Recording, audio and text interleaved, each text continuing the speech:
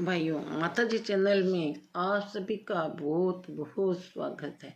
मैं आज थन देव सुनी 11 की कहानी सुनाऊं। क्या अब ये रामायण क्या उसी का आपने भगवान 11 का दिन सोवे 4 महीना का वास्ता, तो इन्हें देव सुनी एकादशी को व्रत बताए हुए और इरा करने से बहुत बड़ो पुण्य है। तो अब भगवान तो सोजी सी और फिर बाद में कौन संभाल सी के सामने में भगवान शंकर संभाल सी। अब शंकर भगवान 4 महीना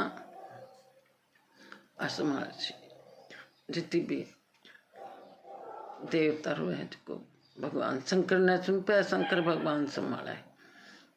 और इरी पूछे कि ई व्रत करने से